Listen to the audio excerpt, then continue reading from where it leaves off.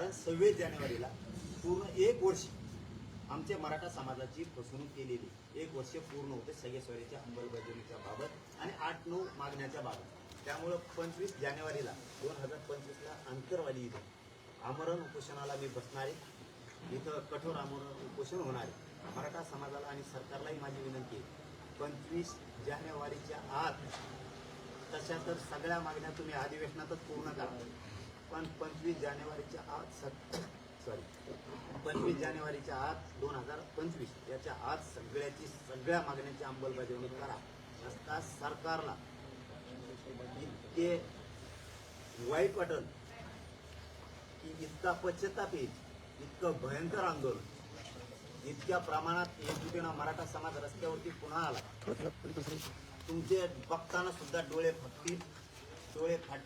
एवढ्या ताकदीनं मराठा समाज राज्यात आंतरवालीत येणार आणि राज्यभरातल्या मराठा समाजाला आता माझी विनंती, तुम्ही आत्तापर्यंत जी एकजूट दाखवली ती एकजूट तुम्ही पुन्हा एकदा 25 तारखेला आंतरवालीत द्या. घराघरातल्या मराठ्यांनी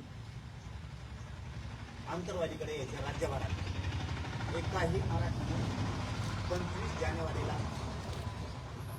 घरी थांबायचं नाही. नोकरदार मराठा असेल, व्यावसायिक मराठा असेल, कर्मचारी मराठा असेल, शिक्षक असतील, डॉक्टर असतील, वकील असतील, उद्योजक असतील, व्यावसायिक असतील, कंपन्यामध्ये कामाला असतील, कर्मचारी पोर असतील, तिथं कंपन्यात नोकऱ्याला असतील, शेतकरी मराठा असेल, मजूर मराठा असेल, या सगळ्या मराठ्यांनी 25 जानेवारी 2025ला आंतरवाली गाठायची. आंतरवालीत पुन्हा एकदा तुफान ताकदीनं एकत्र मराठ्यांनी यायचं. सरकारकडून आपल्याला आपल्या लेकरासाठी आरक्षण मिळवायचंय, कारण भरत्या आहेत, ऍडमिशन आहेत, पोरांचे हाल व्हायला नको. कारण तुम्ही त्या एकजुटी आतापर्यंत दाखवल्या, या एकजुटीला मराठ्यांच्या या जगात तोडणं, इतक्या ताकदीनं आपण एकत्र आलो. एकदा पुन्हा हात जोडून विनंती, एकदा पुन्हा शक्ती दाखव. 25 जानेवारीला सगळ्यांनी आंतरवालीत यायचं.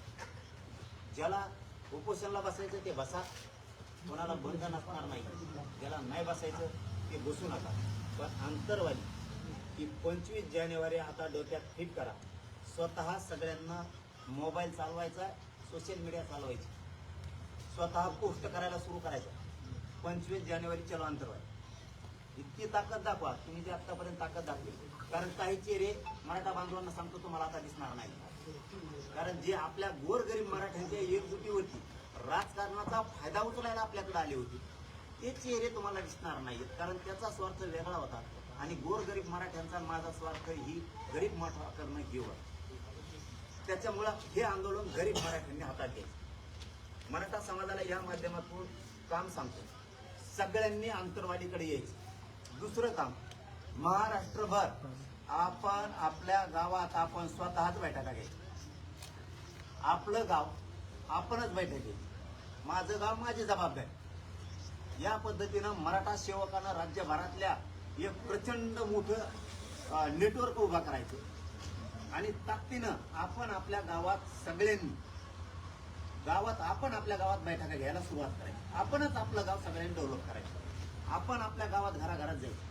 तिसरं काम, पत्रिका छापायची आणि या पत्रिका आपण घराघरापर्यंत आपण आपल्या घरोघरी नेऊन मूळ वाटी दिल्यासारखं द्यायचं. प्रत्येक मराठा समाजाच्या घरात ही पत्रिका गेली पाहिजे. पत्रिका छापायची आणि त्याला अंतरवालीचं आमरण उपोषणाला पाठिंबा देण्यासाठी सहकुटुंब येण्याचा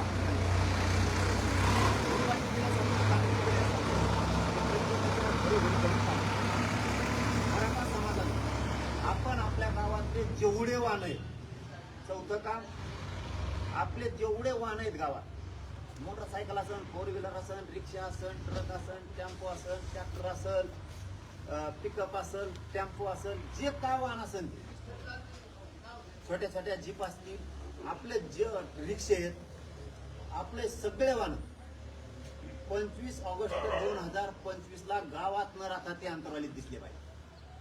मोठमोठाल्या 25 जानेवारी 2025ला सगळे वाहनं आपले आंतरवालीत दिसले पाहिजे. पाचवं काम, 25 जानेवारी 2025ला एकानंही लग्नाची तारीख धरू नये ही विनंती. वाहनच मिळणार नाही. त्याच्यामुळे लग्नाची तारीख जर कोणाची असेल तर ती मागं पुढं करा ही हात जोडून विनंती सर. 25 तारखेला, कारण ते हडबड खूप होईल.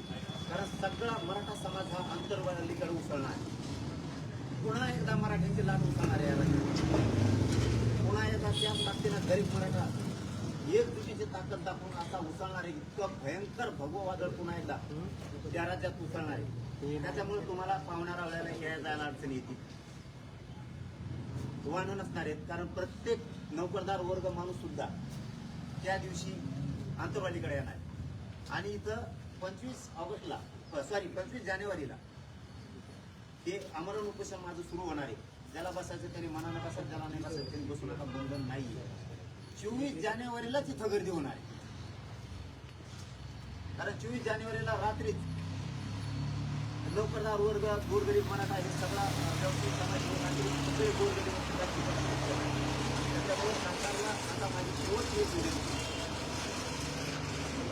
25 जानेवारी 2025च्या आत मराठा समाजाच्या सगळ्या मागण्या मान्य करा. नसता तुम्ही सरकार जरी असाल तरी जो गरीब मराठा समाज सरकारला भारी घालणार. तुम्हाला गुडघे आम्ही टेकायला लावणार. आम्हाला खोडून घेऊ नका. आमच्या शब्दावर पाय देऊ नका. की देवेंद्र फडणवीस साहेबाला, शिंदे साहेबांना, अजितदादांना विनंती की मराठ्यांच्या पुन्हा वेटी धरून त्यांना त्रास द्यायचा, त्यांच्याविषयी आता द्वेष सोडून द्या. आम्ही तोपर्यंत तुमच्याशी गोडीनाच बोलणार आहे. आतापर्यंत आम्ही एक ब्रही शब्द तुमच्या विरोधात काढलेला नाही आणि काढणार पण नाही. पण जर तुम्ही 25 जानेवारीचं आता आरक्षण नाही दिलं तर आमचा तुमच्याविषयीचा जी अपेक्षा आहेत त्या भंग तुम्ही केल्यात. आमच्या ज्या तुमच्याकडून आशा आहेत त्या तुम्ही आमच्या पाण्यात डुबवल्यात.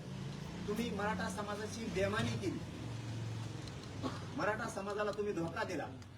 आम्ही मात्र मग तुम्हाला सोडणार नाही हे तुम्हाला जाहीरपणानं सांगतो. 25 जानेवारीपर्यंत तुम्हाला आता सूट आहे. तोपर्यंत तुम्हाला 2 महिन्याचा वेळ दिलाय. कारण डिसेंबर पण आहे आणि जानेवारी पण. या 2 महिन्याच्या काळात तुम्ही आमचे पूर्ण प्रश्न तडीस लावायचे. आम्ही ऐकून घेणार नाही. त्यानंतर तुमची मध्यस्थी ऐकून घेणार नाहीत आणि तुमचं काही ऐकून घेणार नाही. आणि दुसरं कारण मराठा समाजासाठी सांगतो. 25 जानेवारी धरण्याचं कारण शेवटचं सांगतो. 25 जानेवारी धरण्याचं कारण 26 जानेवारीला 1 वर्ष पूर्ण होत आहे. आपल्या सगळ्या सोयऱ्यांचा अध्यादेश दिलेला, अधिसूचना दिलेली, त्याची अंमलबजावणी केली नाही. गॅजेट लागू करू म्हणलेले तेही केले नाही. सरसकट मराठा समाजाला कुणबी प्रमाणपत्र देऊ, मराठा आणि कुणबी एकच आहे हाही अध्यादेश पारित केलेला नाही. 1 वर्ष पूर्ण होत आहे 26 जानेवारीला. म्हणून आपण 25 जानेवारीला सुरू करतोय आमरण उपोषण. आणि मराठा समाजाचं सुद्धा काम आहे. राज्यातल्या मराठा समाजालाही सांगतो 25 जानेवारीच्या सगळे कामं उरकून टोटल एकही काम ठेवू नका.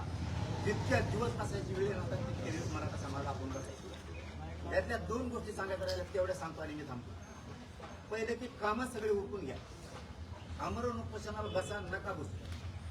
पण ज्यांना ज्यांना इथं बसायचं बसून राहायचं त्यांनी मुंबई सारख्या तयारीने आपण आपलंच सरपंच फिरपंच सगळं भाजी भाकरी सुद्धा घेऊन यायचं. इथंच करायचं, इथंच खायचं, इथंच झोपायचं. आरक्षण घेईपर्यंत फिरून खायचं, वापस जायचंच नाही. त्यामुळे कामं सगळे उरकून घ्या. तुम्ही उपोषण नसला तरी चालत. तुम्ही इथं बसून सुद्धा पाठिंबा देऊ शकता.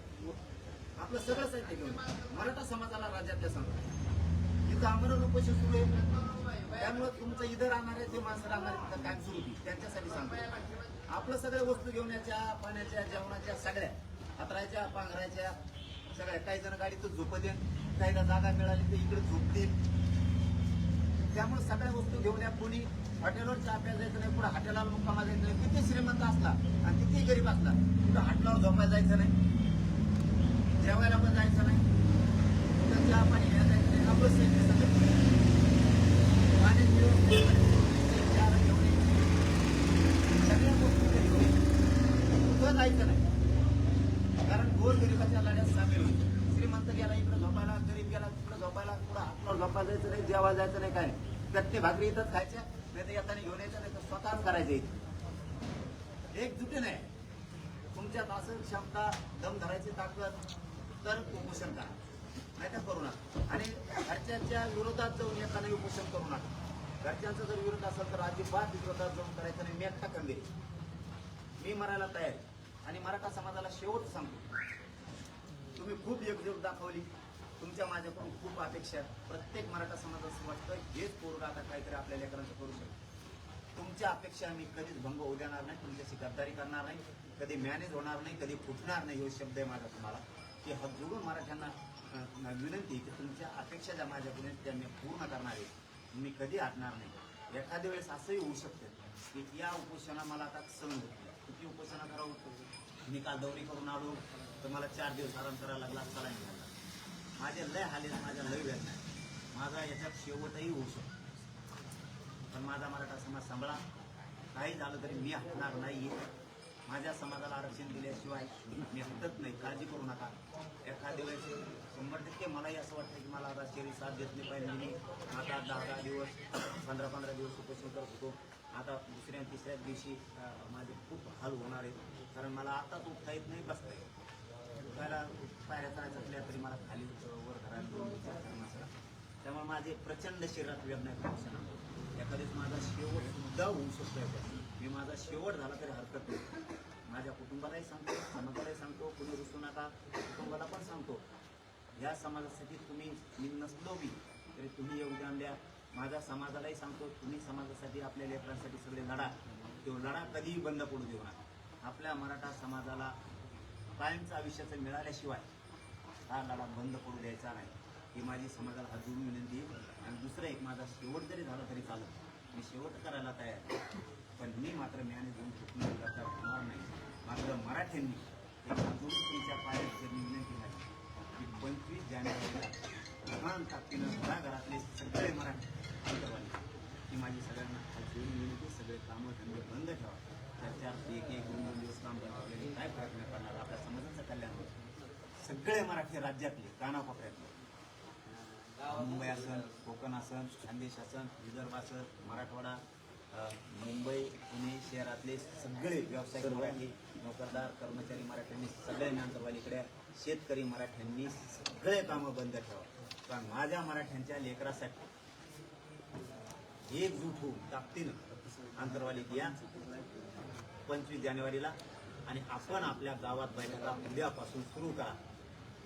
तालुका भर करा, जिल्हा भर करा, राज्यभर जितकं फिरता येईल तितकं करा. यावेळेस मराठा समाजाच्या बैठकाची, दौऱ्याची, फिरण्याची, लोकांच्या घराभर जाण्याची मराठा सेवकाच्या खांद्यावरती एवढी जबाबदारी. कारण मला फिरण्याचा त्रास सहन होत नाही. मला या उपोषणापर्यंत जर मी आराम केला तर जास्त दिवस मी उपोषण करू शकतो आणि माझ्या समाजाला न्याय देऊ शकतो. शेवटी पुन्हा सांगतो, एकदा मात्र गावात मराठा ठेवू नका. 25 तारखेला घराघरातले मराठी घरी राहू नका.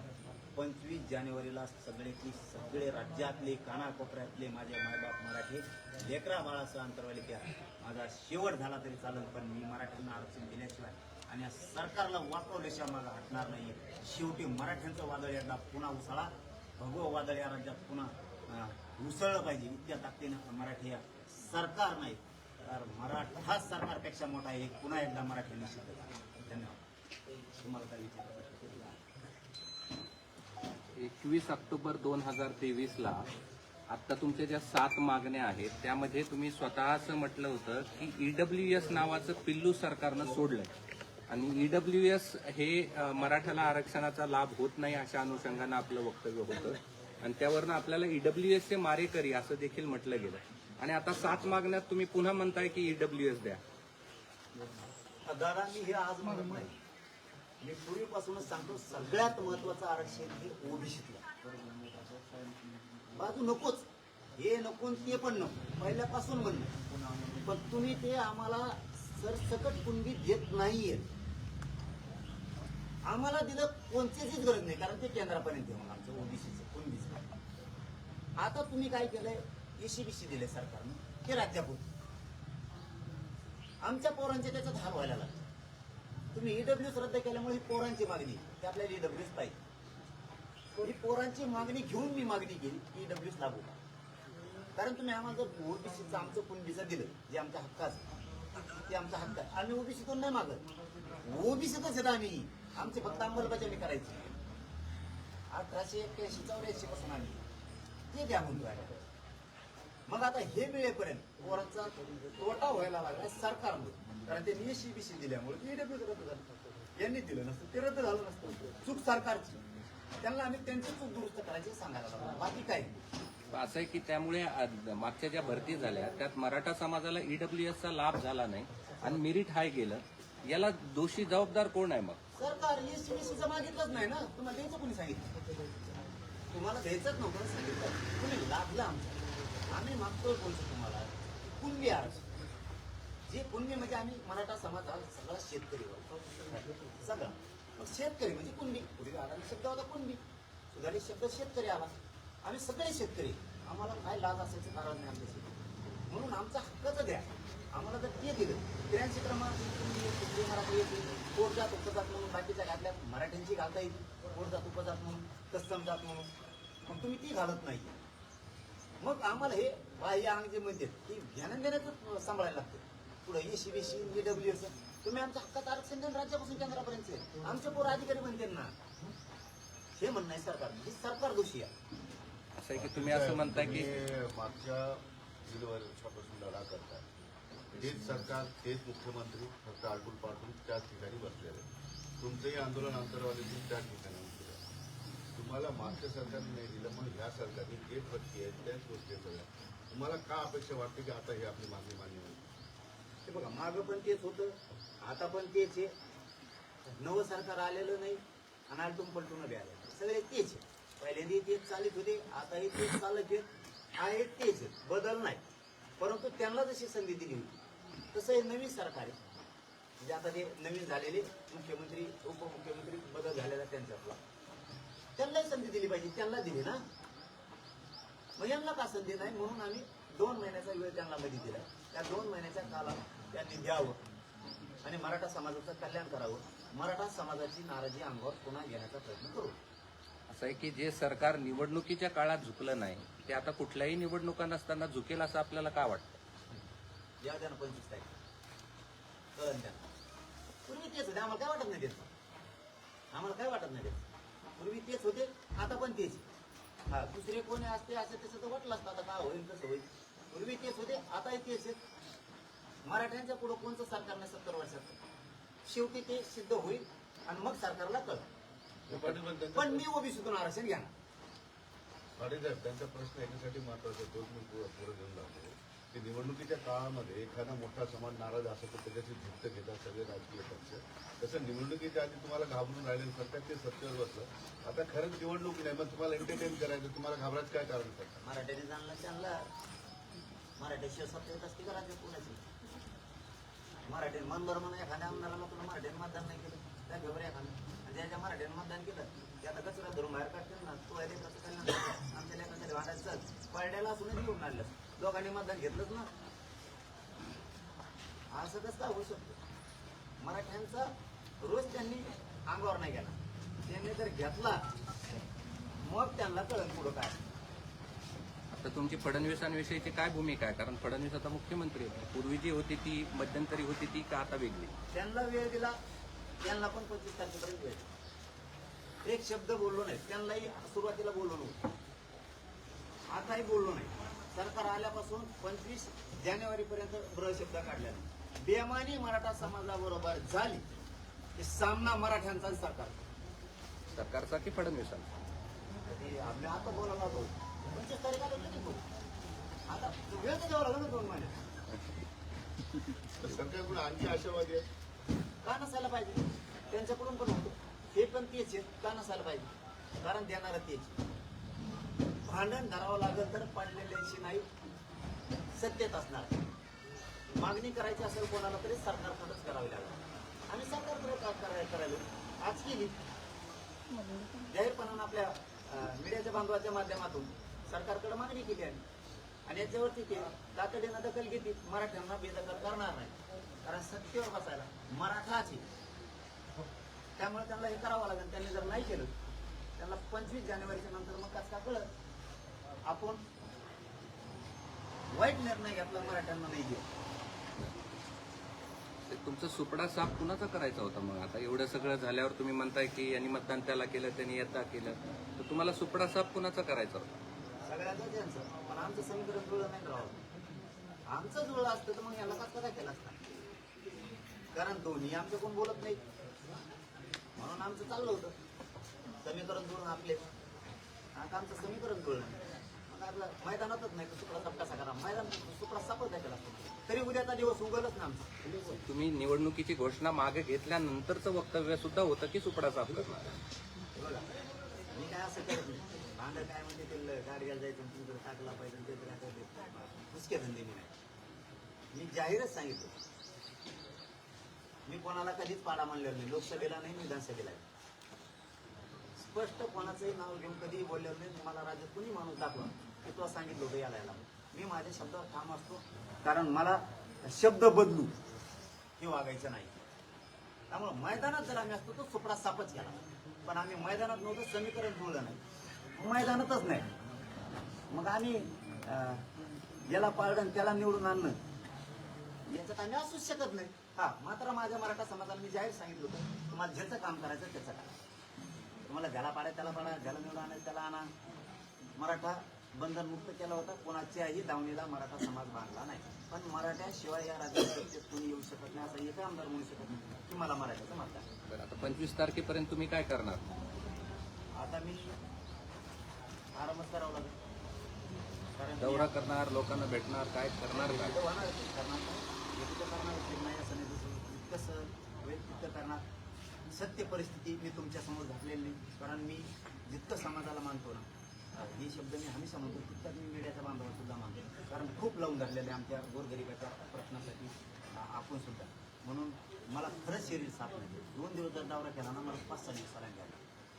मला आता चॅनल समोर नाही बोलायला पाहिजे, कारण माझ्या समाजाला मला त्रास झाला, खूप दुःख होतं. माझ्या समाजाला त्रास झाला की मलाही लय दुःख होतं. मी शक्यतो माझ्या वेदना मी मीडियासमोर जास्त दाखवतो नाही, पण गेलो ना माझं इतके अंगात आग होती, अंगात हातपाय एखाद्या सर्व होत नाही तर हातात मलाही भयंकर. मग मराठा समाज यावेळेस गावागावात बैठक घेऊन मराठा समाजाच्या मराठा सेवकावर राज्यभरातल्या सगळ्या ज्यांच्याच खांद्यावरती जबाबदारी घ्यावी. मी जाणार आहे, भीती पण घेणार आहे, पण जितकं शक्य होईल तेवढं. पूर्वीसारखं मी 20-25 दिवस सलग नाही, कारण मी जाऊन बघितलं गावची गावं जशाला तशी. मी आता जातोय ना, आम्ही गाव खेड्यातले सगळे मराठी जशाला तसे हलतच नाही. ते डायरेक्ट म्हणतात नाही लढे निवडणूक काय देणे घेणे, संपला विषय. आपला का धंदा नाही म्हणते, आपल्याला आरक्षण पाहिजे. राजकारण आपला धंदा, आपल्याला आरक्षण पाहिजे. आम्ही तुमच्या सोबत गावोगावी जातो, तेवढे फुल लोक आहेत. आपला मीडिया सुद्धा बांधव सगळे साक्षर आहेत, तेही दाखवतात जशाला तसे फुल लोक आहेत. हा, जे आमच्या गरिबाच्या एकजुटीवर आले होते काही न म्हणून लय गोताळा, ती एखाद्या नाराज इतका कापायला वाटतं, आणि त्याला काही सापडलं नाही. आपल्याकडे सापडत नसते. जातीला सापडलं पाहिजे, तुला सापडायसाठी नाही एकजूट. असे लय मोठे एखाद्या वेळेस वाटतंय तसं. काही जण बरं का, सगळे नाही, काही जण मात्र आता दिसणार नाहीत वाटतं बैठका घेताना केली.